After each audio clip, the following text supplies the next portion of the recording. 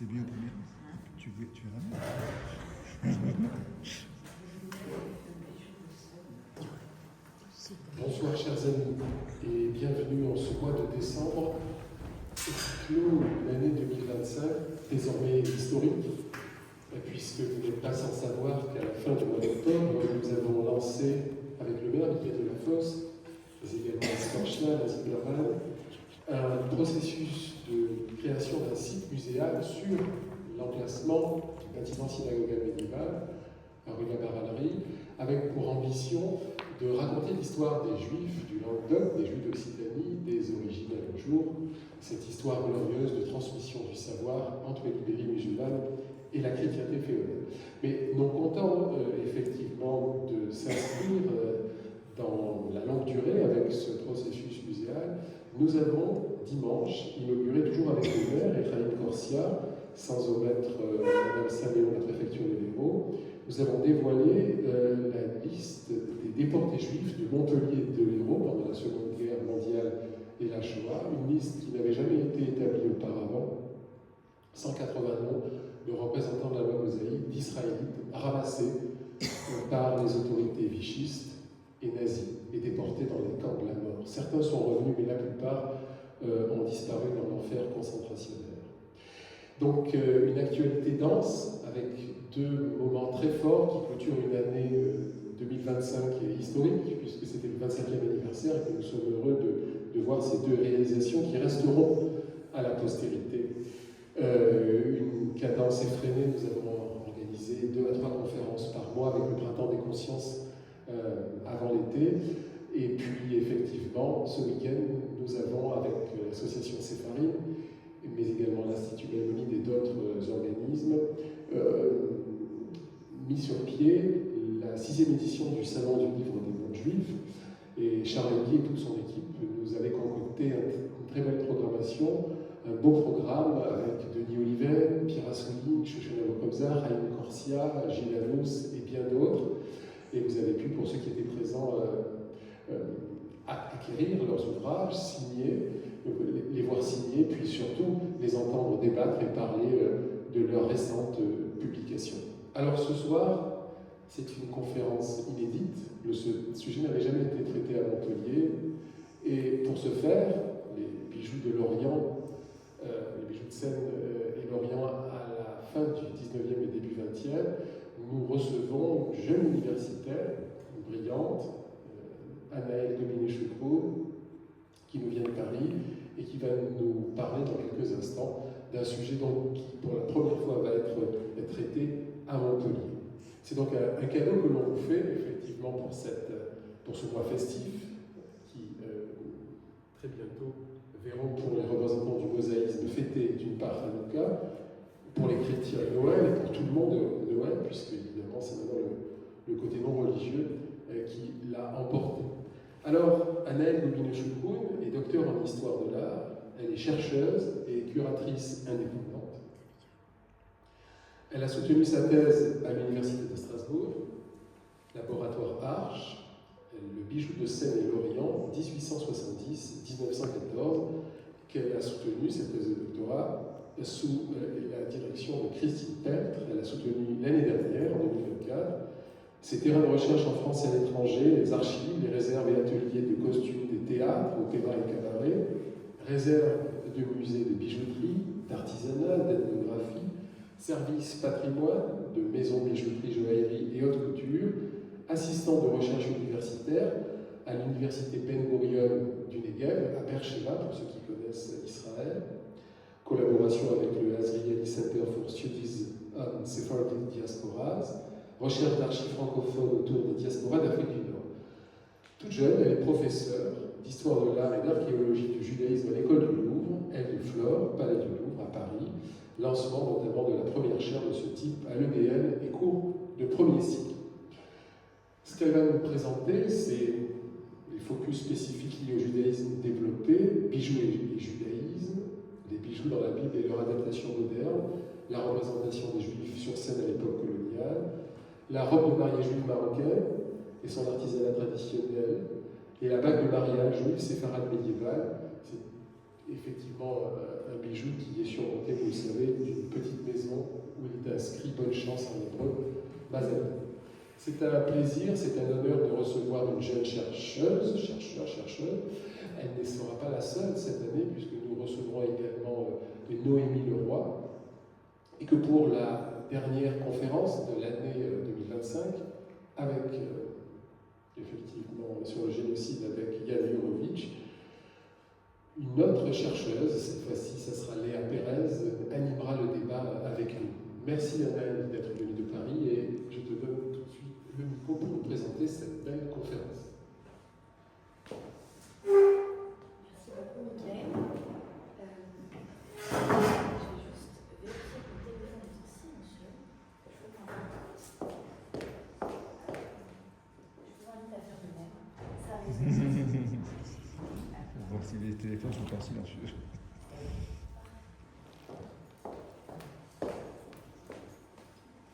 Alors, bonjour à tous. Micro. Est-ce que c'est mieux là? Vous m'entendez? Non. Plus près. Alors, bonjour à tous. Je suis ravie d'être présente ce soir à vos côtés à Montpellier.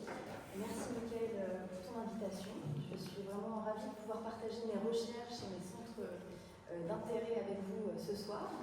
Je vous propose une conférence sur les thématiques que tu as présentées à l'instant.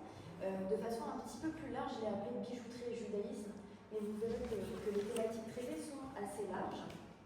Si nous avons le temps, je vais essayer de traiter plusieurs thématiques de mes recherches, en commençant par ma thèse doctorale que j'ai réalisée entre 2017 et 2024, puisque j'ai terminé il y a exactement un an ma soutenance de thèse. C'était le 30 novembre l'année dernière, thèse que j'ai présentée à Strasbourg, à l'université Marc Bloch, et dont je vais vous détailler certaines spécificités qui touchent également à la culture et la tradition juive.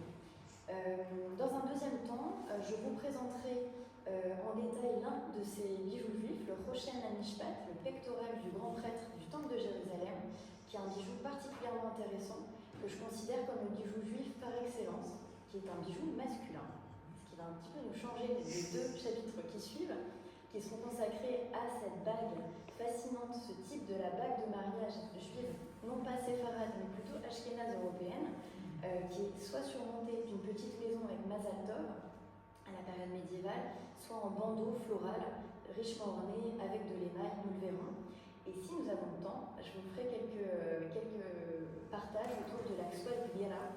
C'est la robe de mariage juive marocaine. Je ne le dis peut-être pas avec votre accent. Si, très bien. Ça ressemble. Impeccable. En arabe, berberiska sinon. Et c'est une robe sur laquelle je travaille beaucoup également et que je vais partager avec vous aujourd'hui. Donc sans attendre, voici certains éléments, si vous voulez m'écrire, mon mail. Je travaille donc au niveau de mes champs de recherche sur l'orientalisme, les orientalismes et le colonialisme au 19e, 20e siècle. Tout ce qui est bijouterie orientale, à définir évidemment au niveau orient, qui est assez large, en particulier d'Afrique du Nord, les judaïcas séfarades, ainsi que les représentations des orientaux sur scène, le patrimoine juif du Maroc et son artisanat en diaspora, ou encore les bijoux et orfèvreries dans le texte de la Bible.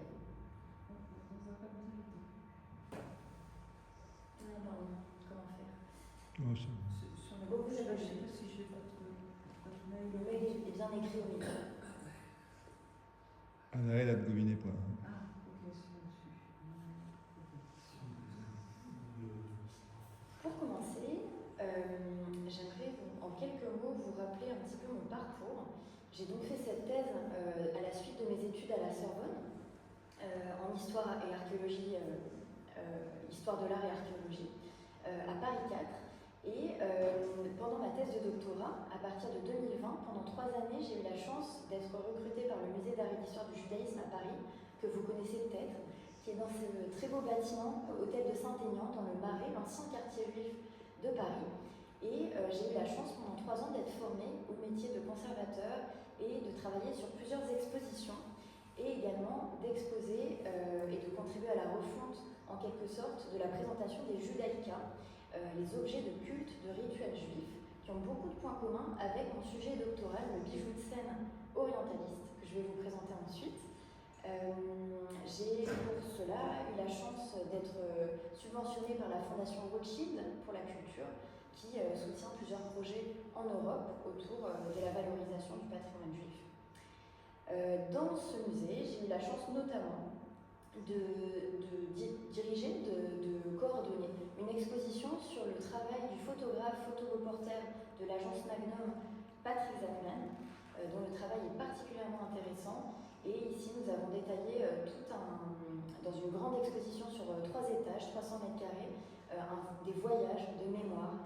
Dans sa mémoire à la fois séfarade, du côté de sa maman, qui était algérienne, sa mère de l'autre côté de la mer Méditerranée, et son père, originaire de Pologne, qui habitait à Belleville, dans ce quartier assez populaire à Paris, et dont la famille, malheureusement, a été déportée dans les camps en Europe de l'Est. Et donc tout ce travail vraiment de qu'est-ce qu'un juif dans les années 80, 90, et puis la résurgence de l'antisémitisme, toutes ces mémoires mélangées que j'ai eu la chance de pouvoir présenter en collaborant directement avec l'artiste. D'autre part, j'ai de façon indépendante, après mon travail hommage, commencé à travailler sur le Maroc, sur le patrimoine juif au Maroc, et je me suis notamment rapprochée du musée juif de Bruxelles, puisque vous n'êtes pas sans ignorer qu'il y a beaucoup de liens entre le Maroc et la Belgique, et le chef-lieu en Europe est certainement Bruxelles. Et j'ai notamment travaillé sur cette exposition sur Tanger, cité mythique, ville mythique, et pour cela je collabore avec un collectionneur qui est basé à Bruxelles et qui a la plus grande et importante collection d'art, artisanat, judaïca, juif marocain, Paul Daon, qui a créé le centre de la culture juive marocaine à Bruxelles. Donc voilà, c'est des collaborations qu'on réalise en Europe, mais également au Maroc. Je vous ai mis une belle image des judaïcas de la Médina ici de Fès, que j'ai pu revoir au mois de mai. Et parmi tous ces éléments clinquants d'orfèvrerie, on peut discerner certains éléments juifs. Donc la question des restitutions, éventuellement on peut peut-être le prononcer, des spoliations, comment ces objets qui étaient dans des synagogues, qui étaient chez des particuliers, se sont retrouvés ici. J'ouvre le débat, on pourra peut-être en reparler plus tard, mais voilà, c'est des problématiques qui m'intéressent particulièrement. Et nos collaborations avec ce collectionneur et tout un groupe d'universitaires, de chercheurs, de scientifiques sur le patrimoine juif au Maroc est encadré également par tout un processus de restauration de ce patrimoine juif au Maroc. C'est le seul pays du monde arabe qui autorise ce genre et qui chapeaute ce genre de projet. Donc c'est vraiment quelque chose qu'il faut saluer par le roi du Maroc, et notamment la restauration des cimetières, des synagogues. Ici, de très belles images du cimetière juif de Fès, prises au mois de mai également, avec notamment, vous pouvez le voir sur l'image de droite, une tombe juste à côté de mon arrière-grand-mère qui est en train d'être repeinte. Le lettrage avait été complètement effacé et un peintre musulman, marocain, gardien du cimetière, est en train de nettoyer cette tombe avec un petit balai brosse, un peu d'eau. Il est à genoux sur un petit coussin et avec un pinceau, soigneusement, consciencieusement, il redore quelque part toute notre mémoire laissée là-bas. Dans le cadre de ce travail sur la préservation du patrimoine juif au Maroc, j'ai collaboré à la création du centre des archives et de la culture du judaïsme du nord du Maroc, le CJNM, que nous avons créé en 2022 à Tanger, avec tout un groupe, notamment des conservateurs, et au centre, Zor Reidil, qui est la conservatrice du musée juif de Casablanca, au Maroc, qui est un très beau musée qui a le mérite d'exister, qui est le seul musée juif réellement en territoire arabe. Donc voilà, là c'était en 2022 et ici en 2025, récemment, à Fès, devant ce qui sera le musée du judaïsme marocain de Fès, qui est en phase d'être construit, aménagé, avec toute une équipe. Pour conclure cette présentation de mes intérêts scientifiques pour la culture marocaine et le patrimoine juif, j'ai participé il y a quelques jours, il y a quelques semaines, à Valenciennes, à l'université de Valenciennes, à un colloque international sur la préservation de la culture judéo-espagnole du Maroc au XXIe siècle. Et j'ai eu le plaisir de présenter une conférence qui fera l'objet d'une publication dans quelques mois sur la transmission de cette magnifique Xwel Gbira, robe de mariage juive marocaine, berberiska, que je vais vous présenter à la fin. Cette transmission entre femmes, puisque c'est une robe qui se transmet de génération en génération, mais également dans l'art, à travers plusieurs générations de femmes qui se la réapproprient en Israël, en France, aux États-Unis, en proposant des créations renouvelées, des interprétations artistiques renouvelées de cette robe. Autre élément d'actualité que je pense nécessaire de mentionner ici, que nous venons de clôturer, le LABA.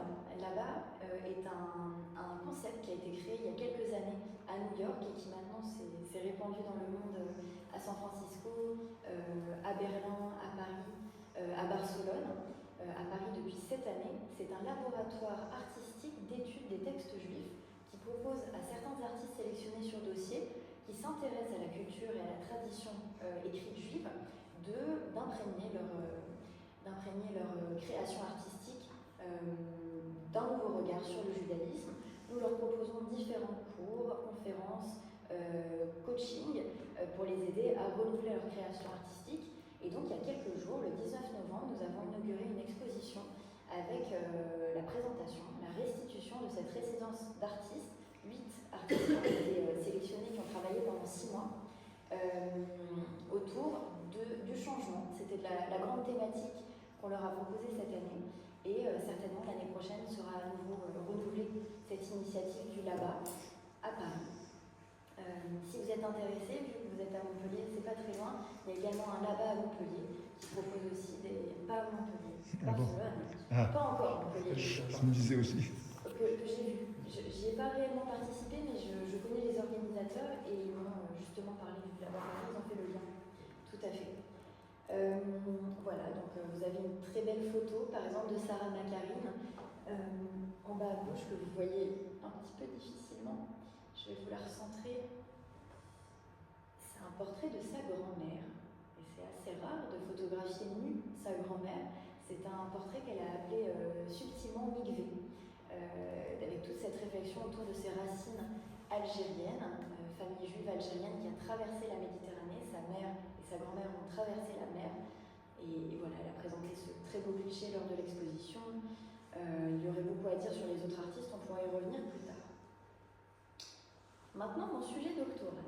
Je vous ai mis rapidement le titre. La première page est le résumé de ma thèse de doctorat que j'ai réalisée sous la supervision d'une grande historienne de l'art, spécialiste de l'orientalisme artistique et culturel au XIXe siècle en particulier, Christine Peltre.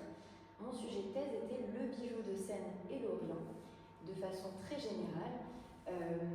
Dans le sens où j'ai travaillé essentiellement sur la Troisième République au XIXe siècle, les bornes chronologiques étant 1870, la fin du Second Empire, jusqu'à la Première Guerre mondiale, 1914, et je me suis intéressée aux représentations des orientaux sur scène.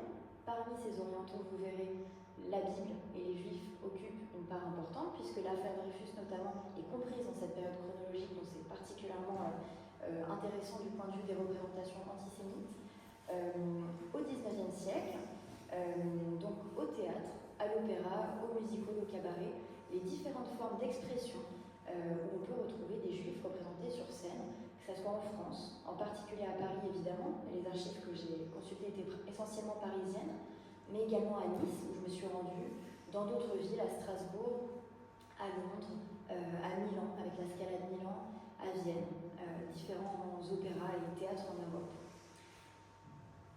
Cette aventure a commencé en 2016-2017, l'année que j'ai passée en stage à la Bibliothèque Musique d'Opéra de Garnier, ce très bel opéra sur les grands boulevards à Paris, qui conserve, c'est un cas extrêmement rare et unique, une collection de colliers de bijoux de Seine, encore dans leur jus 19e siècle. Ils ont été utilisés, ils ont été portés et ils ont été patrimonialisés. Leur utilisation a été stoppée dans les années 1980 grâce à l'intelligence et à l'éveil patrimonial d'une conservatrice qui s'appelle Danielle Fouache, à laquelle je dois beaucoup, et et Martine Kahn, qui était alors la directrice de la bibliothèque-musée de l'Opéra Garnier. Donc c'est vraiment les archives où sont conservés tous les documents qui ont trait à cette académie royale de musique et de danse créée par Louis XIV, et par la suite a eu différentes phases jusqu'à ce grand opéra Garnier créé du temps de Napoléon III et du baron Haussmann par Charles Garnier. Donc vous avez certaines vues d'éléments, enfin des travaux que j'ai réalisés durant cette année. J'ai fait un inventaire de ces bijoux de scène avec un conservateur qui était alors chargé de ce fonds, Guillaume Ladrange, conservateur à la BNF, la Bibliothèque nationale de France. Classification, recherche, attribution. Le but était vraiment de retrouver parmi ces bijoux qui les avait portés, pour quel spectacle, à quelle occasion et de quelle source d'inspiration on avait usé pour les réaliser. Et enfin, ils ont été numérisés. Nous les avons pris en photo pour les mettre sur le site de la BNF, gallica.com. Je vous invite vraiment à consulter ce site qui est passionnant et riche en documentation. Et enfin, à les exposer pour l'une des premières fois dans les 10 petites vitrines de la galerie muséale de l'Opéra Garnier. Nous avons fait cette belle exposition bijoux de scène, création et technique d'un savoir-faire qui a clôturé mon stage de cette année-là. J'étais alors en Master 2 et je ne pouvais pas m'arrêter, donc j'ai fait une thèse de doctorat sur le sujet.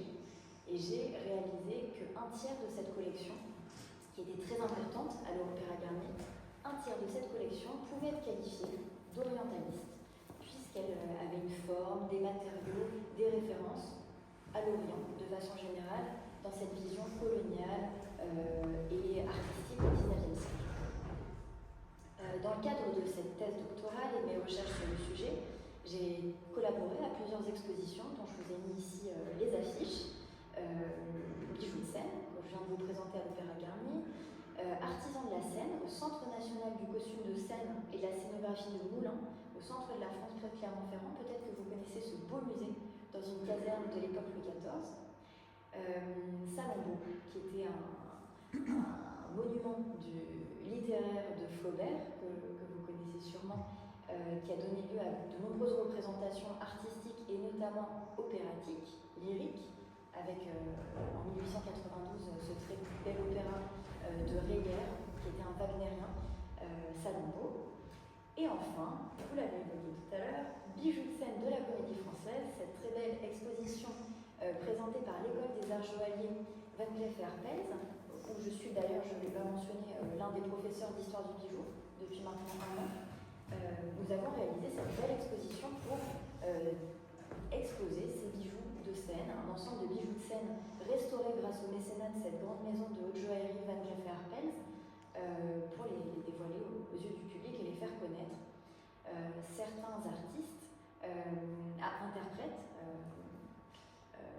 dramaturges également, étaient d'origine juive. Je pense notamment à Rachel Félix, qui était la grande tragédienne, grande diva de l'époque romantique au XIXe siècle, qui portait ce très beau diadème pour le rôle de Phèdre, que vous avez ici en couverture.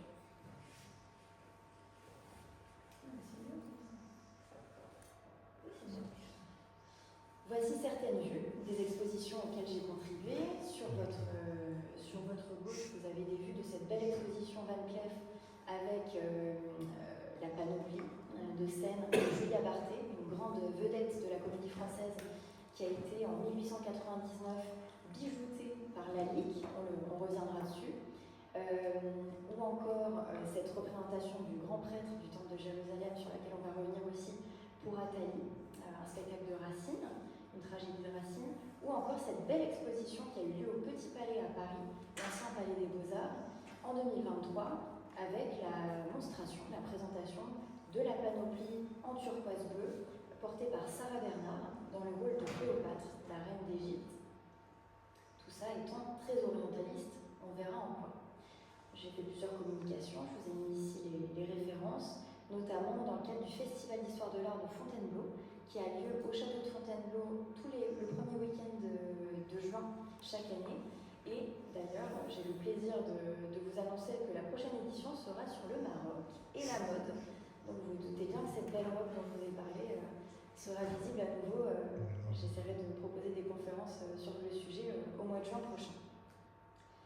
Des publications, les catalogues de ces expositions notamment, et enfin le sujet. Qu'est-ce qu'un bijou de scène orientaliste? Ou du moins, comment je l'ai défini dans le cadre de ma thèse?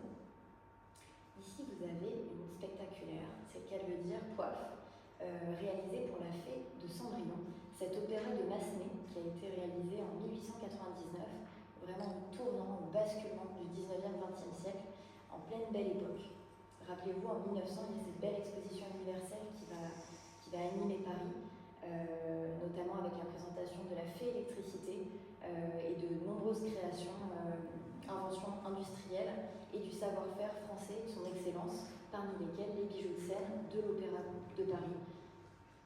D'autres bijoux de scène de cette collection de l'Opéra Garnier, très orientaliste. Ici, vous reconnaissez un scadravé ailé. On ne sait pas pour quel spectacle, il n'a pas été attribué, mais c'est vraiment un ornement de corsage qui est de grande taille. Les bijoux de scène sont en effet spectaculaires par leur dimension. Évidemment, ils doivent être vus de loin, ils doivent faire de l'effet. Et on doit les imaginer en contexte avec le costume qui les complète, la musique tout autour et les éclairages de scène dans la pénombre. Une ceinture pour Salammbô, absolument magnifique. Il en existe 2 exemplaires différents puisque chaque interprète, star on va dire du spectacle, avait sa propre bijouterie. Ici c'est celle portée par Rose Caron qui était une très grande chanteuse d'opéra à l'Opéra de Paris. Et sa ceinture pour le rôle de Salammbô en 1892 comporte un scarabée ailé avec une imitation de lapis lazuli. Cette pierre, vous savez, très utilisée par les Égyptiens, bleu foncé avec des reflets dorés, contrairement à Lucienne Bréval, sa grande rivale à l'opéra qui va également endosser le rôle par la suite, qui aura un scarabée turquoise. C'est une autre variante de ce même bijou de scène qui est conservé également. Voici les documents sur lesquels j'ai eu le plaisir de travailler, les maquettes de costumes et en particulier les maquettes de bijoux. Ça a été vraiment l'une des grands apports, je pense, de mon travail, puisqu'il n'avait pas spécialement été étudié ni découvert. Donc sachez que les bijoutiers de scène, lorsqu'ils travaillaient, ils collaboraient avec les costumiers, évidemment, qui dessinaient la silhouette générale, et eux devaient faire une proposition de bijoux adaptés au livret, au texte scénique, en fonction du rôle, en fonction du personnage, de l'interprète, et avec beaucoup d'annotations en fonction des matériaux et des techniques qu'ils allaient utiliser.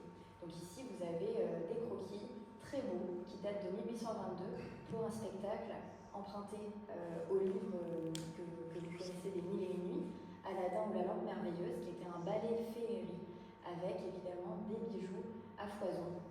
Et ici, dans un style assez indien et perse même, vous pouvez reconnaître ce type de turban surmonté d'une aigrette, l'aigrette étant un oiseau qui a une petite houppette au-dessus de sa tête et qu'on va retrouver en bijouterie abondamment, ici avec des perles fausses, des perles d'imitation de forme poire. C'est pour ça que je vous ai mis un exemple de plastron en cuir doré sur la droite avec ces perles d'imitation.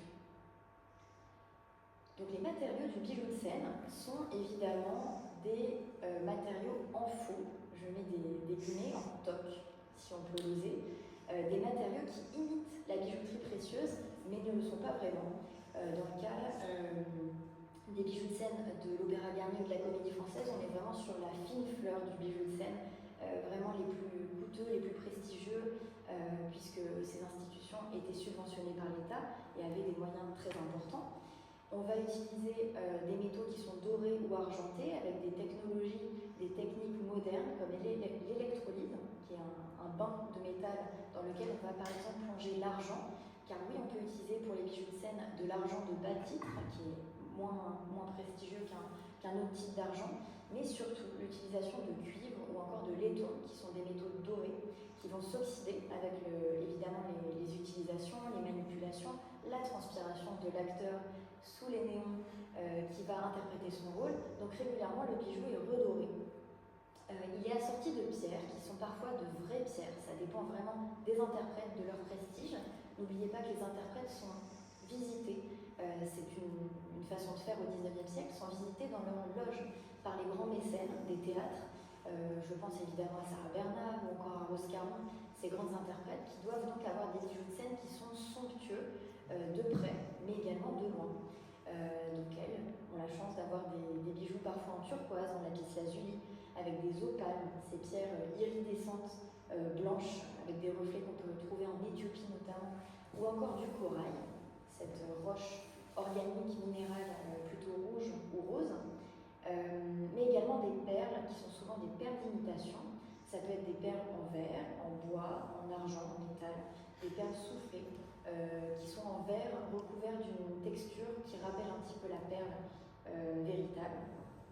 En tout cas, le bijou de scène imite le bijou précieux au niveau de ses matériaux. Retenez-le, et il a des proportions démesurées pour être visible de loin. Je me suis intéressée au style orientaliste, aux bijoux de style orientaliste, et j'ai donc suivi un petit peu ce répertoire iconographique typique des pays d'Orient, de façon générale, au niveau des végétaux et des fleurs, de la végétation qu'on peut trouver. Il y a beaucoup de lotus et de papyrus, des animaux et des insectes comme les serpents. Beaucoup de bracelets sont serpentiformes, comme on le dit dans le jargon. Vous pensez aux bijoux de Cléopâtre, à certains bijoux de princesses orientales qui sont des serpents enroulés, des scarabées, comme ceux qu'on a vus précédemment ailés, un bestiaire imaginaire avec les sphinx ou les phénix, des divinités mythologiques égyptiennes et orientales. On peut penser au chacal Anubis, à la déesse Hélé Isis, Horus le faucon et ainsi de suite, ou encore des écritures comme le hiéroglyphe ou le pseudo-hiéroglyphe.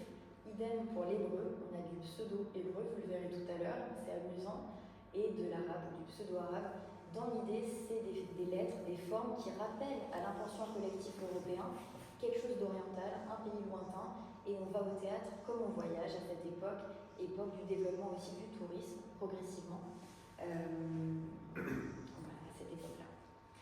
Les monnaies arabes, évidemment, les piécettes sont très utilisées pour les bijoux de danseuses orientales. Les symboles ésotériques, on pense à l'étoile de David par exemple, le poisson de lune, les indiennes, les fleurs de beauté comme on les appelle, beauté étant un monsieur et non pas la beauté. Vous avez ici cet exemple, c'est une forme allongée un petit peu comme une poire, c'est vraiment un motif typique indien. Ou encore la khansa, la main de Fatma, comme on dit à l'époque coloniale, cette main typique des pays d'Afrique du Nord. Ici, anatomie d'un bijou de scène ancien. Décortiquons un petit peu comment sont faits ces bijoux de scène. Je vous ai mis deux exemples spectaculaires. En grand, cette coiffe de Cendrillon à gauche de la fée, de Cendrillon de Massenet, et à droite, une petite coiffe qui ressemble à un extraterrestre un petit peu, tellement qu'elle est chargée en ornements et en coloris. Elle fait très orientale pour l'époque. Elle est vraiment saturée de couleurs, bigarrée, et elle comporte des verroteries colorées, donc pas des diamants évidemment, des émeraudes et des rubis, mais bien des imitations en verre coloré. Pour le strass, c'est du verre au plomb qui a été mis au point déjà au XVIIIe siècle dans la bijouterie fantaisie. Vous avez cette structure métallique qui imite l'or en laiton doré, une doublure à l'intérieur évidemment pour ne pas froisser les cheveux ou la perruque de l'interprète, une doublure en soie rouge, des perles de verre et des perles de bois assorties sous forme de franges au niveau du front et des perles soufflées en forme de poire qui forment des fleurs dans leur association. Sur la coiffe de Cendrillon, vous avez en plus des fils, des pompons qui sont composés de fils de coton rose et des strass. Enfin, c'est vraiment un travail extrêmement méticuleux et spectaculaire. Toujours des bijoux de l'Opéra Garnier. Voici notre coiffe de Lacmé vue de plus près. Vous voyez à quel point c'est subtil comme travail, c'est extrêmement détaillé et saturé. Et l'orientalisme, c'est vraiment ça. À cette époque-là, en particulier dans le monde du spectacle, ça fait appel à tous les sens, visuel, auditif, olfactif, tactile. Il y a vraiment toute cette dimension qui est présente dans les personnages orientaux.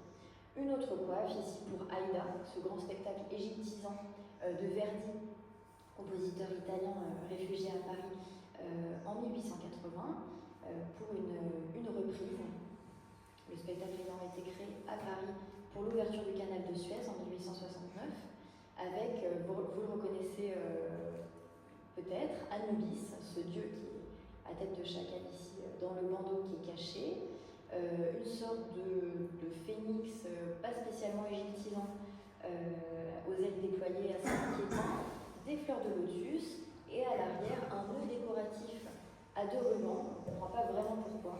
Et c'est ça l'orientalisme, c'est une association de différentes sources d'inspiration qui font oriental, mais en vrai qui ne sont pas toujours complètement. Dans le cadre de ma thèse, j'ai travaillé en particulier sur les fournisseurs parisiens et autres qui ont œuvré à la réalisation des bijoux de scène.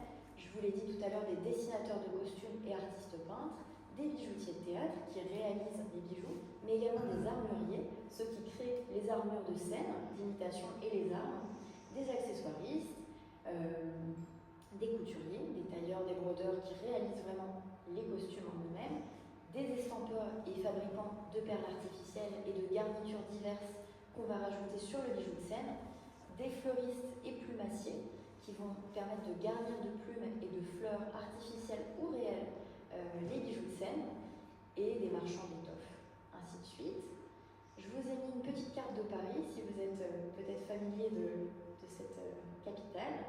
Ces fabricants de bijoux de scène étaient vraiment localisés dans le quartier du Haut-Marais, qui est cet ancien quartier juif. Certains d'entre eux, évidemment parmi les fournisseurs, étaient d'origine juive, pour beaucoup. C'est le quartier autour des théâtres, le Haut-Marais, du côté de Temple, République, jusqu'au canal Saint-Martin, la rue de Richelieu, qui est la rue de la Comédie Française, jusqu'au Louvre, ou encore le quartier du Nouvel Opéra Garnier et des grands boulevards, avec le théâtre lyrique, l'opéra comique, différents théâtres de cette région. Ici, je m'étais amusée à vous rajouter les localisations de ces artisans et fournisseurs avec leurs cartes de visite qu'on peut retrouver dans les journaux de l'époque ou sur leurs factures dans les archives des théâtres, avec les adresses de leurs différentes boutiques. Ici, un dessin de costume, un dessin de bijoux et de bijoux réalisés. C'est vraiment l'objectif de mes recherches, c'était de faire ces associations entre différentes archives. Ici, c'est en 1865, pendant le Second Empire, pour les bijoux, la bijouterie en argent et en strass blanc de danseuses orientales pour l'africaine. C'est des danseuses indiennes dans ce spectacle, pour ce rôle. Et d'ailleurs, pour les avoir eues entre les mains, j'ai essayé de comprendre un petit peu ce que c'était que cette méduse, cette forme très particulière. Est-ce que c'est une coiffe? Est-ce que c'est...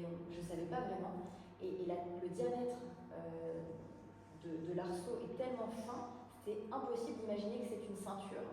Et il faut se dire que les danseuses, comme vous pouvez le voir sur ce très beau dessin, portaient à l'époque des corsets très ajustés.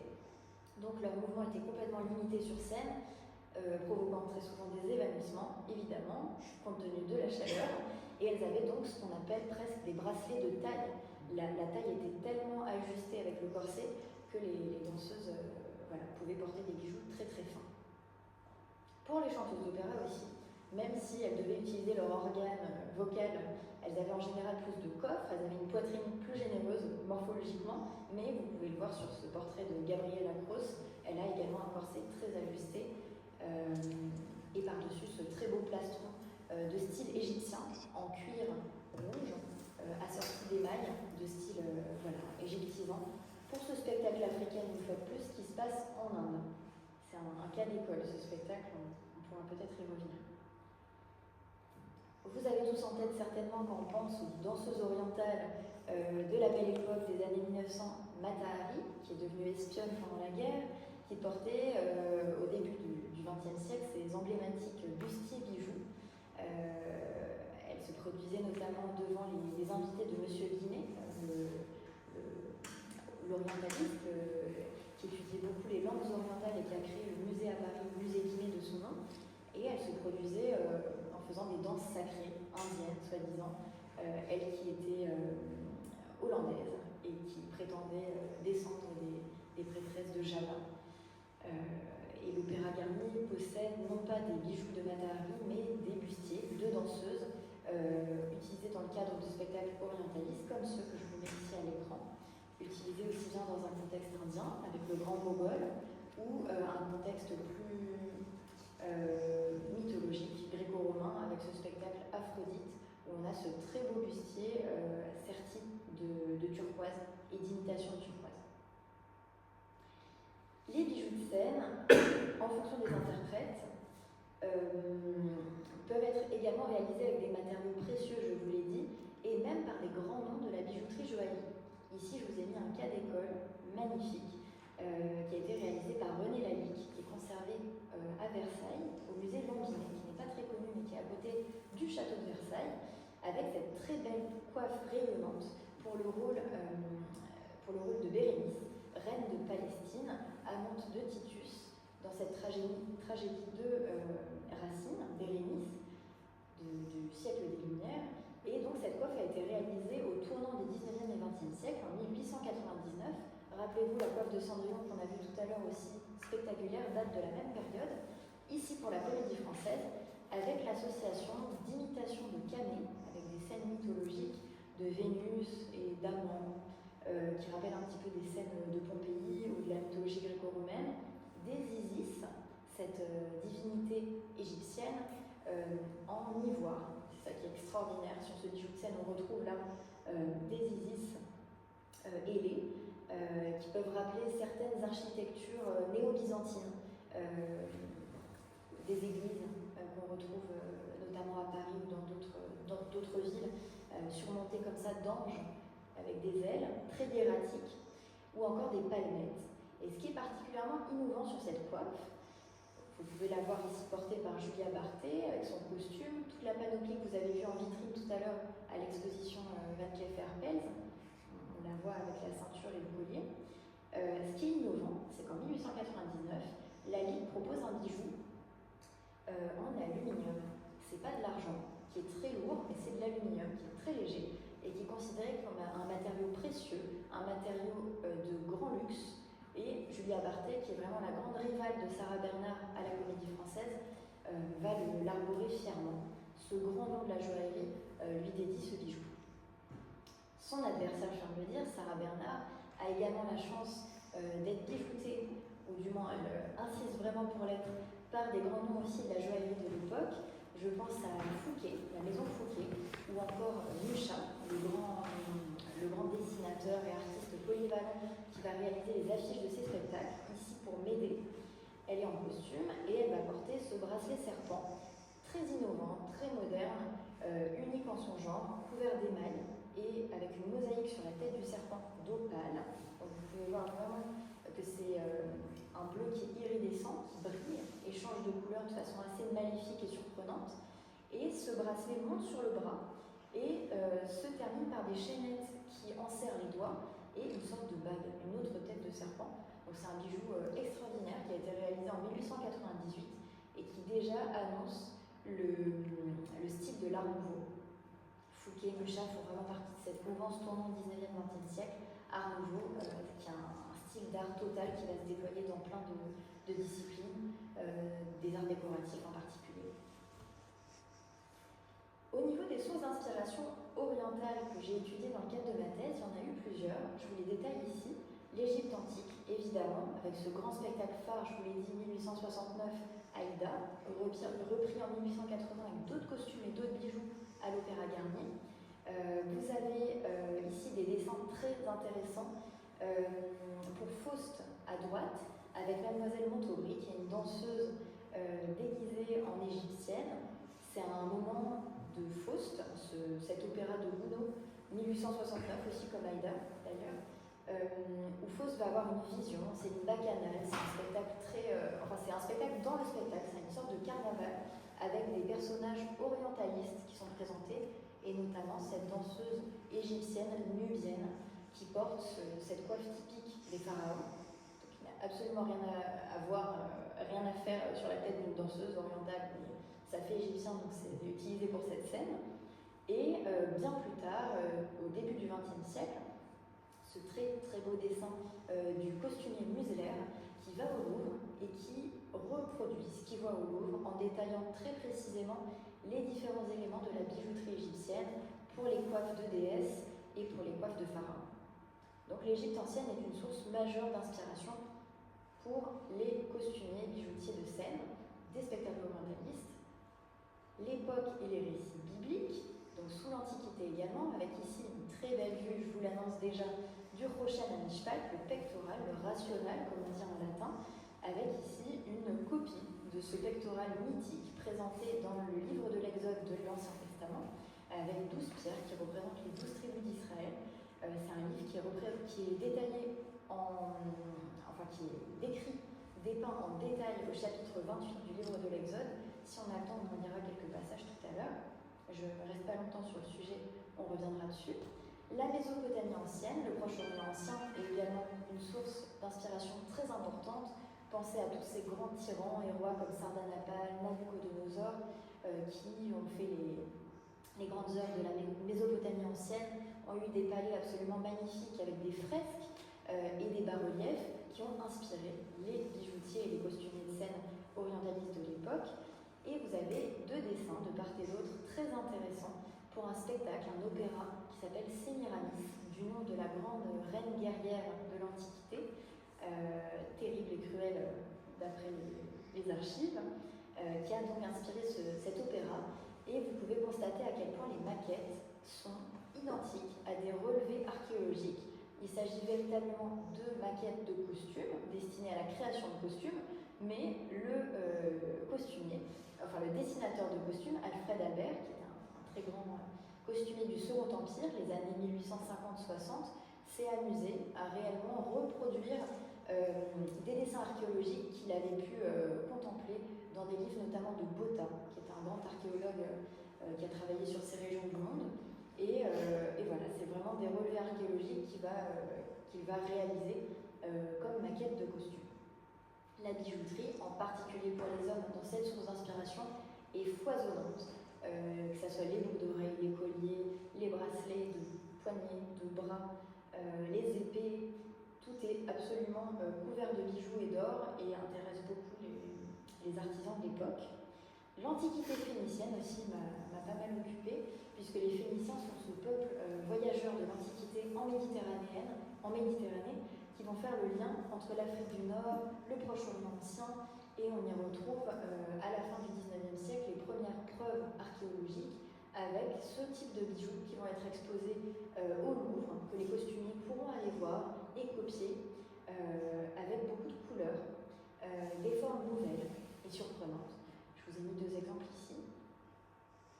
L'art ibérique, alors nous sommes ici non loin de l'Espagne, mais également tout l'art phocéen antique, ancien, de la Méditerranée et du Moyen-Âge, avec ce très beau buste de la Dame d'Elche, qui a été retrouvé au tournant 19e-20e siècle, il me semble en 1898, quelque chose comme ça, par hasard, enterré, enfoui dans la terre, et qui a été aussi sec, quelques années plus tard, reproduit en bijoux de scène pour un spectacle biblique, donc rien à voir avec l'art ibérique, mais c'est pas grave, c'est l'orientalisme. Ils ont reproduit vraiment ce bijou qui orne ce buste présenté au Louvre dans les années 1900. Donc, ça a été aussi une grande source d'inspiration orientaliste. Et l'Afrique du Nord coloniale, notamment l'Algérie, le Maroc, la Tunisie, sous domination française ou protectorat, avec ici une reproduction, une copie presque flagrante des seules femmes d'Orient qui portent, parmi les seules femmes d'Orient qui portent des pantalons, et même des leggings, on pourrait dire des collants, les tunisoises, qui portaient donc ce type de vêtements avec un chapeau pointu, qui rappelle un petit peu les hénins médiévaux, mais sont plutôt des accessoires, des bijoux un petit peu discriminatoires, discriminants, puisque seuls les juifs doivent en porter, à Tunis à l'époque coloniale. Et donc je vous ai mis en regard une carte postale d'une juive, ces types raciaux, comme on les appelait au XIXe siècle, vers 1890, cette jeune juive de Tunis qui a inspiré Eugène Lacoste, un grand costumier de l'opéra, lorsqu'il a fallu faire une quantité de costumes pour le cortège de Salammbô. Salammbô se passant à Carthage, en Tunisie. Donc il y a quand même une cohérence. On va retrouver le petit chapeau pointu, le pantalon, mais évidemment beaucoup plus de fantasme dans cette maquette que la réalité, avec des jeux de transparence, de voilage, ajustées. Il y a une sexualisation de la danseuse qu'il n'y a pas évidemment sur le costume traditionnel à Tunis. Enfin, dernière source d'inspiration orientale que j'ai traitée dans ma thèse, l'Inde, qui vraiment inonde le 19e siècle, qui est sous domination britannique. Et j'ai pu observer souvent dans les livrets et les textes de théâtre et d'opéra que les dramaturges voulaient dénoncer le colonialisme, mais ils n'allaient pas mettre en scène des Français en Algérie, ou rarement, ils allaient plutôt mettre en scène des Britanniques aux Indes. Par exemple, le spectacle L'Acmé, c'est véritablement cette histoire, l'histoire d'amour un petit peu à la Pocahontas, si vous connaissez cette histoire, d'un militaire britannique qui va se prendre d'amour pour la fille d'un prêtre, pour une prêtresse de Brahma, L'Acmé, en Inde, lui-même étant promis à une traditionnelle, classique anglaise, qui va finir par épouser à la fin du spectacle. Mais il y a toute une histoire passionnée avec cette prêtresse, il y a toute une histoire d'interdit. Et évidemment, les bijoux ont un rôle très important dans ce contexte de l'Inde ancienne, Inde coloniale, pardon. Là, c'est vraiment un spectacle qui se passe au XIXe siècle dans son contexte. Et les bijoux ont un rôle très important. Ici, certaines images de deux interprètes de l'Opéra Garnier qui incarnent Salammbô. Vous voyez la quantité de bijoux, de couleurs, l'amoncellement d'ornements pour représenter ces femmes de l'Orient ancien. Les peintures et représentations de l'époque ont joué aussi un rôle très important pour les attributions du bijou. Ici, vous avez une très belle peinture de Salomé dans l'apparition, le tableau de droite qui est un tableau de Gustave Moreau avec beaucoup de bijoux et des représentations bibliques, ou encore Sarah Bernard qui a prêté ses traits à Salammbô, le personnage de Flaubert, avec un bijou de scène. Ce type de corselet n'a jamais évidemment été réalisé pour la scène, mais ça reste de l'ordre du fantasme pour les artistes qui le représentent dans leur peinture et gravure.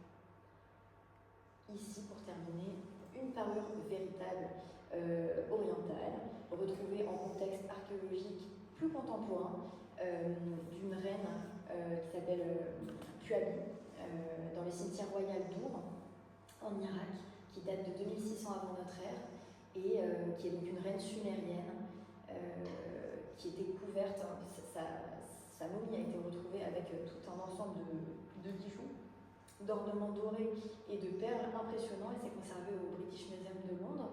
Et ce type d'artefacts ont été retrouvés progressivement au XIXe siècle et ont inspiré les bijoutiers dans leur création pour la scène. Maintenant, je ne sais pas où on en est au niveau du timing, du tempo. Un petit peu de temps. Eh bien, passons peut-être à une réflexion autour du Rochen, à Mishpat, ce fameux pectoral du grand prêtre de Jérusalem, qui est un bijou qui m'a particulièrement intéressée dans le cadre de ma thèse. Donc je vous ai présenté vraiment de façon générale toutes les recherches que j'ai faites pour ma thèse, et le département, on va dire, de la représentation des Juifs sur scène, de la Bible sur scène, m'a beaucoup intéressée, et à travers ce bijou en particulier. Donc ici, vous avez une maquette de costume d'un grand et célèbre costumier de scène qui œuvrait sous la Troisième République, qui s'appelle Charles Bianchini, qui était d'origine italienne mais qui travaillait pour les grands théâtres subventionnés de Paris, notamment la Comédie Française, l'Opéra Garnier. Et ici, il va réaliser cette très belle maquette en 1892 pour la Comédie Française, pour le costume de l'une des grandes stars de l'époque, le tragédien Mounet Sully, qui était un petit peu le pendant masculin de Sarah Bernard à l'époque, qui était un personnage très, très massif, très important, très imposant, et qui a endossé le rôle de Joad dans Athalie, le grand prêtre du temple.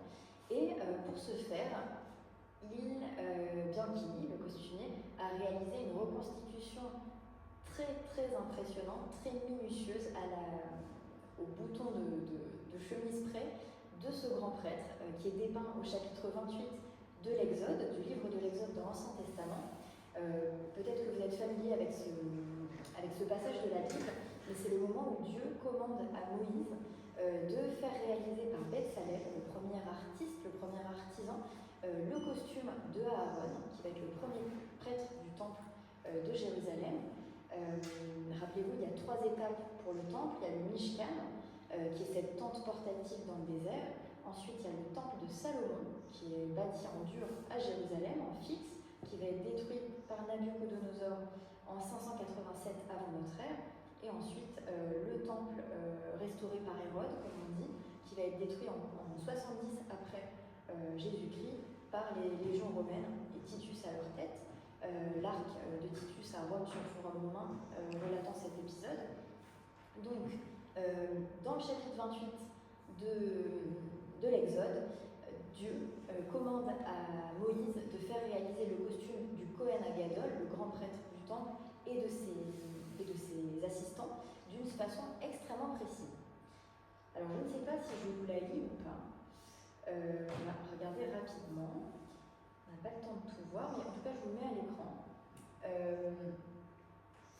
Il y a plusieurs éléments. Il y a une longue tunique par-dessus laquelle on a 2 bretelles avec des pierres précieuses et surtout ce pectoral. C'est lui en particulier, ce bijou biblique, qui m'intéresse le plus. La nature des matériaux et leurs coloris sont indiqués avec précision. Les artisans emploieront de l'or, des étoffes teintes en bleu, en pourpre, en cramoisi et du lin fin. Ce rochen pectoral est comme un bouclier sur le cœur du prêtre. C'est un scapulaire. Il est porté par-dessus un scapulaire textile, une sorte de petit tablier qui est porté en dessous. Et qu'est-ce que je peux vous lire? Oui, Dieu se fait joaillier. Il dicte la nature et l'ordre des pierres précieuses, des gemmes à répartir en 3 colonnes sur 4 rangées, toutes enchâssées dans des montures en or. Les pierres qu'il préconise d'utiliser sont les suivantes. Première rangée, vous les connaissez peut-être pas toutes et c'est pas bien grave, mais voyez la complexité et la précision de ces pierres, une sardoine, une topaze, une émeraude. Deuxième rangée, une escarboucle. Escarboucle, c'est petit charbon ardent en latin. Et c'était toutes les pierres rouges, rubis, grenat, avant, c'est l'ancienne appellation. Donc une pierre rouge, un saphir, un diamant. Troisième rangée, une opale, une agate, une améthyste. Quatrième rangée, une chrysolite, un onyx et une jaspe. Chacune de ces pierres a une symbolique bien particulière dans le cadre du pectoral et réfère à l'une des 12 tribus d'Israël. Il y aurait beaucoup à dire. Ce texte est extrait d'un article que je vais bientôt faire paraître sur le sujet dans une revue spécialisée consacrée aux études juives qui s'appelle Tsafon, ça veut dire Nord. Ah oui, oui. On connaît Daniel Delmer qu'on a reçu à l'Institut.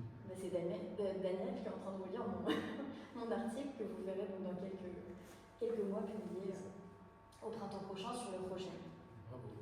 Merci.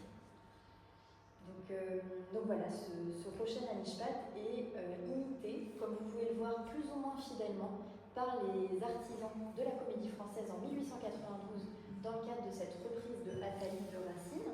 Et bon, croyez-moi, la topaze, le rubis, le saphir, l'émeraude, on ne les retrouve pas tellement, mais l'effet est là. On a bien 12 pierres. Et puis le costume est vraiment archéologiquement et très très fidèle à sa description dans la Bible. Je vous ai mis donc la maquette de Joad, le rôle endossé par mon essuie, le bijou, et ici le costume, sans le pectoral. C'est un autre pectoral pour cette photo qui a été mis, mais c'est pas grave, vous pouvez quand même admirer cette tenue qui a été reconstituée et qui est encore conservée aujourd'hui par le Centre national du costume de scène de Moulins, dont je vous ai parlé, et qui a eu la chance d'être présentée dans le cadre de l'exposition sur les bijoux de scène de la Comédie Française chez Van Cleef Arpels il y a un an. Un autre spectacle qui s'appelle Sophonisme, qui date de 1913, présente également le costume d'un prêtre du temple.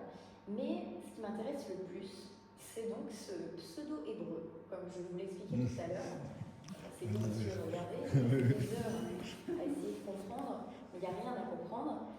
C'est donc des costumiers, des bijoutiers qui ne savent pas l'hébreu, mais qui vont recopier certaines lettres à l'envers, et ça donne l'effet de l'hébreu, mais ça n'en est pas. Et donc ce pectoral est assez amusant. C'est une application de rectangles de cuir doré, avec des inscriptions peintes en noir dessus. en pseudo-hébreu sur un carré de laine bordeaux pour ce spectacle en 1913. Et c'est également Mounet Sully, le grand acteur, qui va endosser ce rôle. Il a l'habitude des rôles très spectaculaires, honorifiques de prêtre. Donc voilà, c'est lui qui va endosser ce rôle. Pour créer leur pectoral, évidemment, les bijoutiers de scène vont s'inspirer de gravures anciennes. Là, je vous en ai mis deux qui font partie des archives de la Comédie Française. Donc c'est avéré qu'ils ont vraiment regardé au XIXe siècle ces gravures-ci, qui représentent, vous le voyez, ce costume tel qu'il est mentionné dans la Bible. Des peintres comme James Tissot, qui va représenter aussi ce pectoral. Alors là, ça me fait plutôt rire parce que le pectoral est dans le dos, il est censé être devant, et pour qu'on comprenne bien, c'est mon avis, hein, qu'on comprenne bien qu'il s'agit du prêtre, il a mis dans le dos, mais c'est censé être devant. Donc là, vous avez le prêtre, enfin Moïse et Josué, qui sont en train de s'incliner devant l'Arche Sainte. C'est une gouache qui date vraiment du tournant 19e 20e siècle et qui est conservée au Jewish Museum de New York. Et une autre gouache représentant le grand prêtre en pied. Vous reconnaissez une fois de plus ce costume dans la même collection de New York. Et ici, cette vue de l'exposition. Si vous venez à Paris, venez au musée des Arts Joailliers de l'école Michael Phelps, où vous pourrez me croiser peut-être. Je fais les visites des expositions. Actuellement, il y a une belle exposition sur les pierres naturelles, une collection du Muséum d'Histoire Naturelle. Et donc, c'est une très belle salle.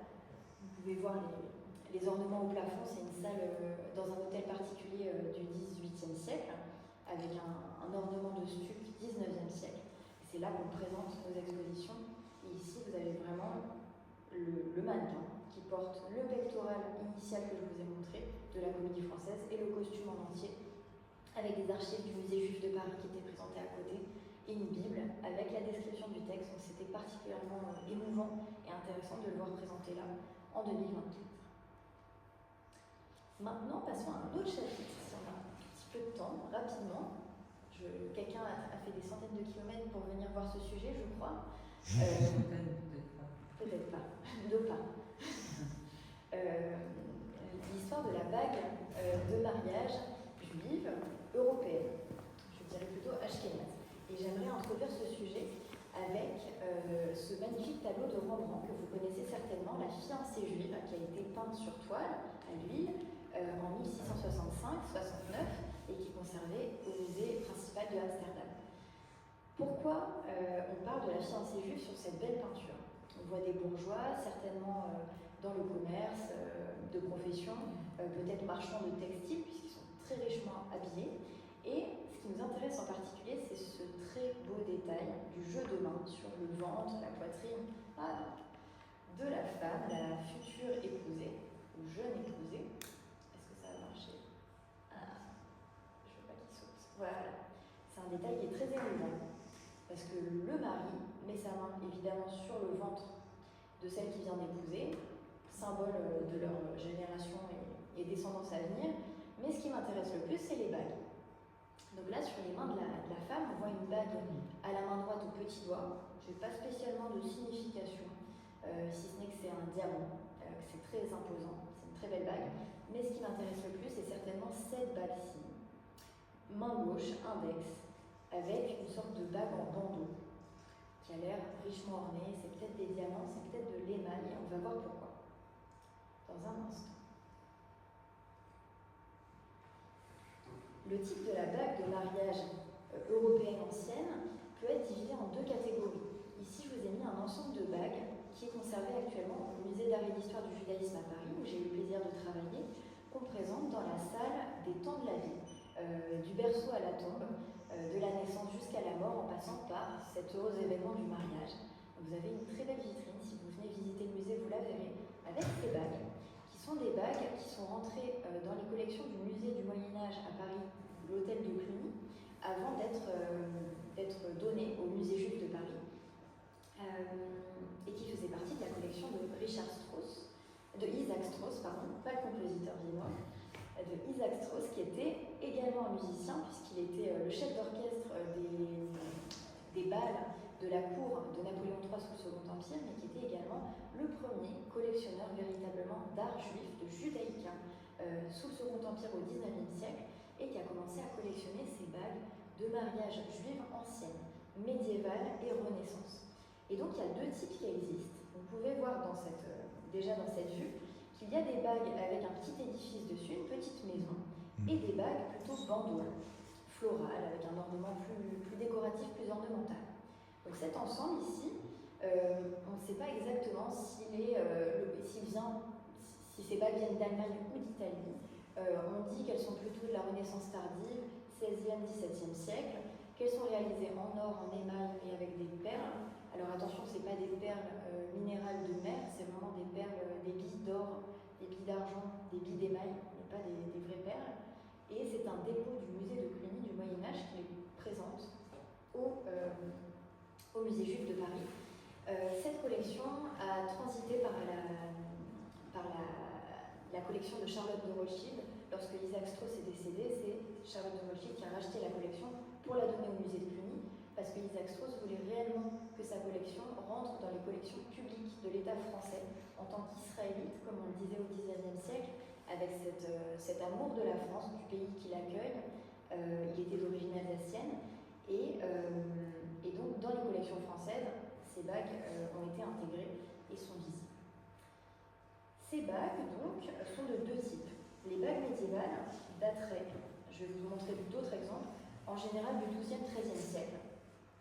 La première qui a été trouvée, on va la voir ici, c'est celle que vous avez sur votre droite, et la bague de Westenfeld, je le dis certainement mal, elle est en argent doré, et elle a été retrouvée donc en Allemagne en 1850. C'est la première bague qui a été retrouvée en contexte archéologique, et qui a lancé un petit peu cette fascination, cet intérêt des collectionneurs au XIXe siècle en Europe pour ce type de bagues juives anciennes. Revenons à nos bagues d'avant. Et vous avez le second type qui date plutôt du XVIIe, XVIIe, XVIIIe siècle, plutôt en Italie et en Allemagne, ou dans l'Empire germanique, qui sont souvent en or, sous forme de bandeaux, avec cette ornementation très baroque, presque, on pourrait la qualifier de baroque, très florale, et parfois surmontée aussi d'un petit édifice articulé. C'est particulièrement intéressant, on va le voir dans un instant, on peut les ouvrir. Les deux bagues en particulier vont retenir notre attention. On les appelle les bagues des trésors de la peste noire. Pour rappel, la peste noire a eu lieu en Europe en 1346-1353, et c'est des bagues qui ont été retrouvées pour celle du trésor de Colmar en Alsace en 1863, donc rappelez-vous quelques années après la première bague dans les années 50 du trésor de Westenfeld. Elle a été retrouvée dans l'ancien quartier juif de Colmar. Elle aurait été enfouie dans le cadre malheureusement de ce triste événement pour lequel les juifs ont été injustement accusés, avec un ensemble de 50 pièces d'orfèvrerie et de 300 monnaies d'or. Et elle date de la première moitié du XIVe siècle. Voici d'autres vues.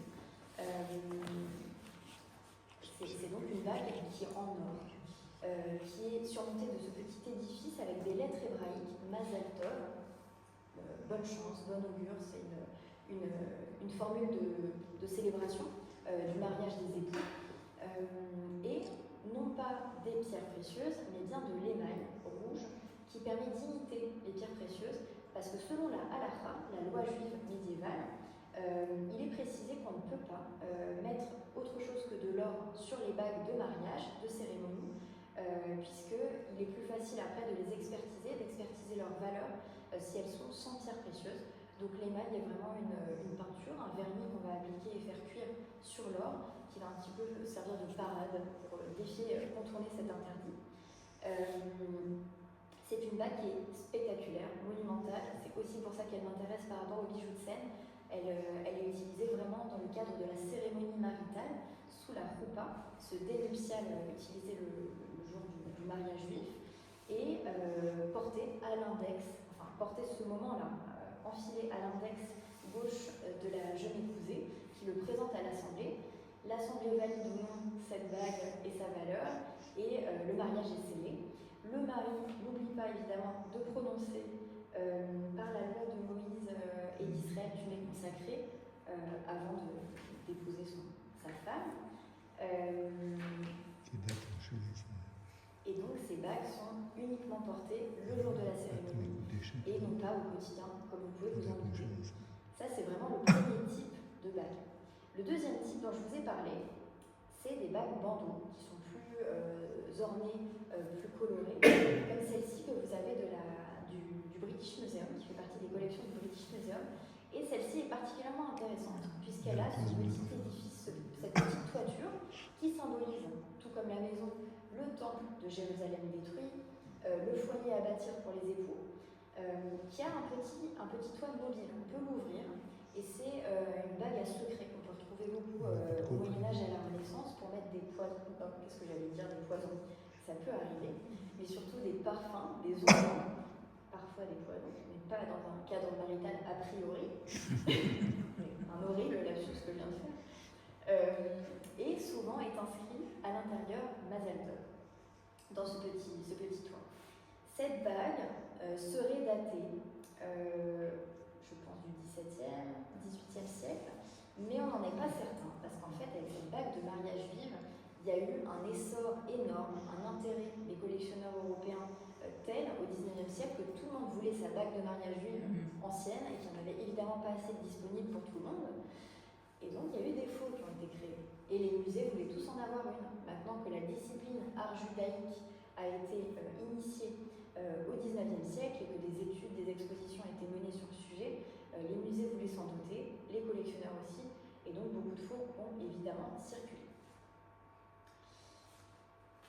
Ici, cette très belle bague, également très importante, du trésor d'Erfurt en Allemagne, qui a été retrouvée beaucoup plus récemment. Et elle, voilà, la deuxième bague très importante, retrouvée en 1998, donc ça fait vraiment quelques années, ça fait un peu plus de 25 ans, dans le quartier juif, l'ancien quartier juif, lors de travaux. Et c'est une bague qui reprend non pas l'image du temple de Jérusalem comme on pourrait se le figurer, mais bien une architecture de style gothique, contemporaine, des gens qui l'ont fabriquée. C'est une bague en or pur, avec des sortes de gargouilles sur les côtés qui tiennent cet édifice. Et donc on a vraiment un exemple très intéressant d'assimilation des traditions qui hébergent ces juifs, errants évidemment en Allemagne, ici à l'époque gothique, qui vont même aller du point de vue de leur assimilation jusqu'à reproduire sur leur bague de mariage juive ces architectures chrétiennes qui les entourent et le style gothique. Je vous ai mis ici, pour finir sur ce sujet, deux autres bagues contemporaines par une artiste qui expose au Jewish Museum de New York. Alors c'est une bague qui fait 20 cm de haut, elle est vraiment spectaculaire, avec une sorte de point américain pour y glisser tous ses doigts et non pas seulement l'index. Oui, d'accord. Et c'est une américaine, Rachel Feinstein, qui flirte, qui joue avec tout l'imaginaire qu'on peut avoir de Disney, évidemment, avec ce château de la Belle au Bois dormant, qui est un château de Bavière, en vérité. Et donc, Le château de Neuschwanstein. exactement. Voilà, c'est ça, comment s'appelait cet empereur Frédéric. Je sais plus. Voilà. Oui, il y a Ludwig. Exactement. Ludwig. Oh, c'est vraiment ce beau château tout en hauteur, et elle va jouer avec le code de la bague de mariage juive ashkénaze en faisant cette proposition très récente qu'elle a réalisée il y a quelques années, monumentale, spectaculaire, en gardant les codes de l'architecture bavaroise ancienne, et en flirtant avec la culture américaine du château Disney, très concrètement. Et c'est un type intéressant de reproposition et de réinterprétation des objets d'art anciens. Et je pense aussi à Ken Goldman, qui est un artiste contemporain israélien, qui réalise beaucoup de judaïka et de réflexion sur les objets de rituels juifs anciens, et qui a fait cette bague qui m'a fait penser à une petite maison avec le Magen David, l'étoile de David, qu'on appelle aussi le sceau de Salomon, sur le chapeau, en forme de petit édicule. On peut penser aussi que c'est une boîte à tzedaka, l'aumône. C'est pas vraiment, mais en tout cas, ça me fait penser à une réinterprétation de bague de mariage juive ancienne. J'ai réalisé, non pas un article encore sur le sujet, mais un podcast qui dure 30 minutes dans le cadre d'une émission d'une amie qui s'appelle Sabrina Fredge, qui mène un podcast qui s'appelle Bague à part, que vous pouvez retrouver sur Internet. Elle m'a interrogée donc cet été avec cet épisode qui est paru le 1er août sur toute l'histoire des bagues de mariage juives médiévales et Renaissance, que je vous invite à écouter. Il dure 30 minutes, je détaille beaucoup plus tous ces éléments. Et dans la continuité de mon épisode, une amie bijoutière contemporaine qui s'appelle Rivka Ananias, qui est d'origine tunisienne et qui travaille à Paris, entre Paris et Tel Aviv, a également enregistré un podcast avec Sabrina Fretsch, qui dure un peu moins, 20 minutes, sur ses créations de bijoux inspirés de la Kabbale et de la tradition juive. Elle réalise aujourd'hui des bagues de mariée qui ont une forme de couronne, par exemple, la Keter Torah. Et c'est un type de bague que je trouve particulièrement intéressante et magnifique, que vous pouvez écouter un petit peu toutes ces sources d'inspiration symboliques dans ce podcast. Finissons maintenant, en quelques minutes peut-être, voire moins, secondes, il est presque 20h, oui, avec cette robe qui m'intéresse donc depuis quelques mois maintenant, et pour laquelle je suis en train de rédiger un article dans le cadre d'un catalogue dédié à la SFIFA, qui sont ces bandes de passementerie dorée, des caftans d'Afrique du Nord, la SFIFA, qui orne la Kswa el-Bira, donc cette grande robe de cérémonie dite berberiska au Maroc en particulier, qui est très portée dans les cités, les villes citadines comme Tanger, Tétouan, également Rabat, donc du nord ou du littoral, Rabat, Essaouira, ou encore Marrakech dans les terres. Et cette robe est reconnaissable en particulier à ce motif au niveau de la jupe, ce motif rayonnant qui rappelle le cycle de la vie, la roue solaire. Donc dites-vous bien que cette robe est portée le jour du Henné, de la cérémonie de Henné traditionnelle, inspirée d'une coutume aussi espagnole, avec la venue des Juifs d'Espagne en Afrique du Nord. Et cette roue solaire va rappeler la fécondité, le cycle de la vie, mais également la Torah, en quelque sorte. Je vous invite à lire mon article lorsqu'il paraîtra. Et au niveau de des références, les premières références en France qu'on a de cette robe, je citerai évidemment Delacroix, Eugène Delacroix, le grand peintre qui a été au Maroc en 1832 pour visiter Tanger et Meknès, et qui a assisté à Tanger au mariage de la famille Benchimol, de la fille de monsieur Benchimol, qui était son guide au Maroc. Sauf que la pauvre épousée, vous ne la voyez pas ici. Ici, c'est une danseuse, et non pas une mariée. Vous avez les tantes, les cousines qui ont leur Kswa el-Bira, puisqu'une fois qu'on a sa robe de mariée, on peut la remettre à toutes les grandes occasions. Mais la mariée est cachée dans sa chambre. Alors, Delacroix a peut-être eu la chance d'aller la visiter. Ici, vous la voyez avec sa servante qui porte sa robe et qui attend. Il y a tout un cérémoniel où elle a les yeux bandés, elle va aller dans la maison de son mari, elle passe de son père à son mari avec cette robe magnifique. Et voilà, il y a tout un rituel autour de cela. Ici, je vous ai mis des images de Jean Besancenot, qui en 1936 est allé au Maroc et a fait donc un voyage ethnographique commandité par le musée de l'Homme à Paris pour immortaliser en photo et puis en aquarelle ces costumes traditionnels qui luttaient, entre guillemets, encore face à la modernité, la modernisation et l'industrialisation du costume. Donc vous voyez ici le costume d'une mariée juive de Rabat, avec cette couleur rouge très belle. Ou encore ici à Fès, avec un type de robe qui ne comporte pas le système décoratif rayonnant comme je le montrais avant, mais qui est aussi une grande robe berberiska. Et ici, deux exemples de la collection du musée juif de Paris, particulièrement significative. Et je vous l'ai dit en deux mots qu'à Valenciennes, il y a quelques semaines, j'ai pu présenter donc, certains éléments de l'histoire de cette robe, et j'ai eu le plaisir de montrer, ça c'est pour terminer sur une note un petit peu personnelle, mais de montrer une photo de la mère de mon grand-père, qui était marocaine, et dont le mari, donc mon arrière-grand-père de Fès maternelle, était fabricante de caftans au Maroc et a réalisé la Kswa el-Bira de son épouse, mon arrière-grand-mère Simi, qui ici le porte. Simi. Simi Choucroune Ilouz, à Fès. Et je vous remercie pour votre attention. Bravo.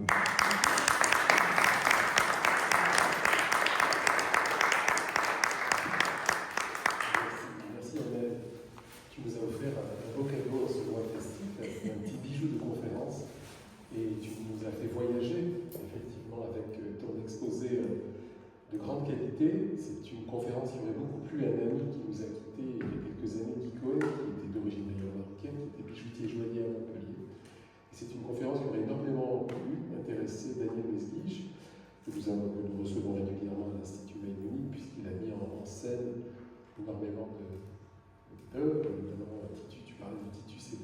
Lefebvre, qui se serait régalé avec ton exposé. Alors cette passion, on va lancer des débats, cette passion pour les bijoux de scène, d'où te vient-elle? Est-ce ton parcours? Tu as fait aussi de la musique, tu as fait du violon, ton père est musicien, tout cela vient. Alors je pense qu'on n'a pas vraiment le contrôle sur ce qu'on fait. Je pense que les choses viennent à nous progressivement. Et moi, ça a été vraiment un puzzle. Je me suis toujours intéressée à l'histoire de l'art et au costume, à la question du costume, mais sans être passionnée de bijoux et d'ornements. C'était pas vraiment quelque chose qui me touchait beaucoup. Mais j'avais une sensibilité évidemment de mon origine familiale pour l'Orient, d'une part, le Maroc, et le monde du spectacle, du côté de mon père qui est musicien. Et j'ai découvert cette collection de bijoux de l'Opéra Garnier en 2016. Et c'est à partir de là où tous mes centres d'intérêt se sont combinés pour me faire un très beau sujet d'études doctorales que j'ai pu développer depuis. Eh bien, merci, parce qu'on n'avait jamais traité ça en plus à l'Institut Maïoni, donc nous en sommes ravis. Y a-t-il des questions pour notre jeune et brillante universitaire? Si vous posez une question, vous repartez avec une bague.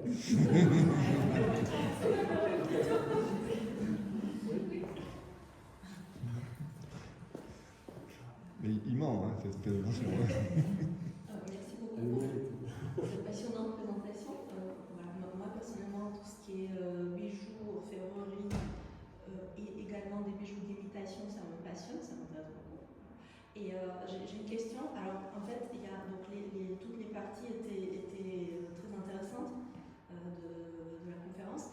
Est-ce qu'on peut les relier ensemble? C'est-à-dire, est-ce que ces artefacts, notamment les bagues de mariage ashkénaze, qui étaient donc déjà connus à l'époque de Napoléon III, et également ces berreaux marocaines, est-ce que ces artefacts précis ont inspiré des dessins pour des bijoux de scène à un moment donné?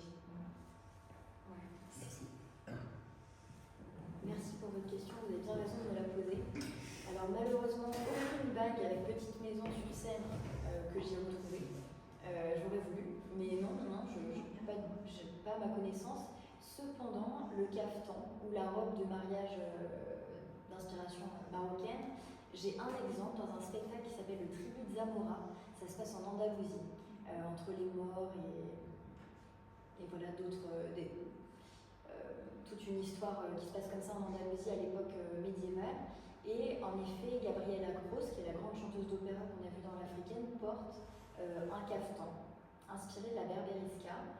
Je ne sais pas si je peux vous retrouver facilement l'image, je vous montrerai après. Et voilà, donc évidemment, ils étaient inspirés par l'Afrique du Nord coloniale au niveau du costume. Après, c'est vrai que c'est des sujets indépendants parce que je voulais vous montrer l'actualité de ma recherche en quelque sorte, Bien sûr. les sujets qui m'occupent actuellement. Et on peut réussir à tisser des liens, ils ont des liens entre eux. Non, c'était pas du tout un reproche ou quoi que ce soit. C'est juste pour dire que, en fait, vous connaissez déjà tout ça. À l'époque où ces bijoux étaient fabriqués, où il y avait un moment pour le métallisme, etc. Et c'est étonnant qu'ils n'aient pas directement, en fait, peut-être que c'était un peu trop européen avec ces édifices gothiques. Enfin voilà, je sais pas. Dans le cas de la bague, oui. Oui, voilà. Dans le cas de la bague, oui. Après, j'ai pas fini mes recherches, peut-être qu'on trouvera des choses par la suite. Et à quand une publication qui rassemble un petit peu tous ces éléments? Au lieu d'un podcast, plutôt un livre. Trouvez-moi un éditeur. Oh, c'est un sujet comme ça. Vous avez cherché? Un peu. Le problème de ce genre de sujet, c'est qu'il a besoin de beaucoup d'images. Oui, bien justement. Donc coûteux. Oui, Donc, mais ça se fait. Hein, oui, ça se fait. des livres d'art, il y a beaucoup de maisons d'édition de livres d'art. Ce qui est fascinant pour le Moyen-Âge, c'est l'influence du gothique. On le perçoit non seulement dans les bagues, elles sont originales, elles sont singulières, l'importance de la maison dans le judaïsme, et on le voit aussi dans les Hanoukiot. Dans la Hanoukia, c'est, comment dirais-je, que l'on utilise pour la fête prochaine, d'ailleurs, de Hanouka. Et j'ai une représentation à la maison d'une Hanoukia de style gothique française, où l'on perçoit, bien évidemment, les fenêtres en ogive, trilobées, etc. Et dans les différentes bagues de mariage que tu nous as montrées, celle-là. à l'image du milieu environnant. Et donc, même pour le mikvé de Montpellier, qui a vu cet après-midi, on est plus proche finalement des réalisations chrétiennes que juives. Un mikvé, par exemple, occitan médiéval, est plus proche d'une édification chrétienne qu'un rituel d'une autre région, même si on reconnaît évidemment le bassin, les marges, etc. Et donc la force du Moyen-Âge, du gothique, est très prégnante, très perceptible.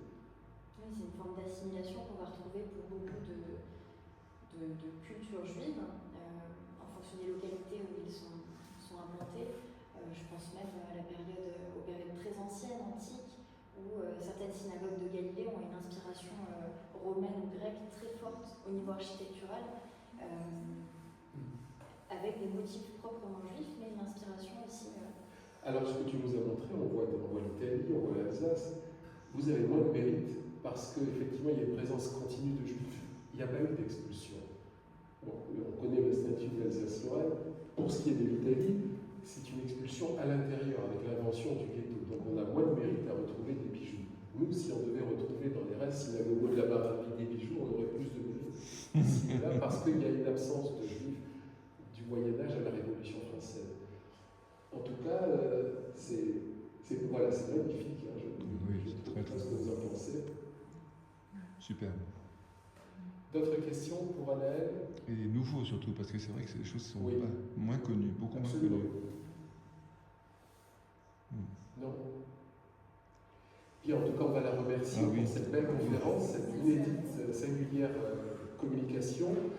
Nous nous retrouvons pour la dernière conférence de la saison du 25e anniversaire. C'est un sujet plus grave, plus lourd, la notion de génocide avec un spécialiste de la question, Yann Jurovic, le 15 décembre prochain à 18h30, salle Pétrarque de Montpellier. Puis ensuite, nous nous retrouverons en janvier, à nouveau avec 3 belles conférences, dont la première, le 7, l'un des plus grands spécialistes du Coran et de l'Islam, le professeur Mohamed Ali Amir-Moisi, qui nous parlera du Mahomet des historiens. Je lui parle du Coran des historiens, là il parlera du prophète. Donc, à très bientôt, nous vous espérons présent le 15, et sinon en 2026. Merci à la... Merci.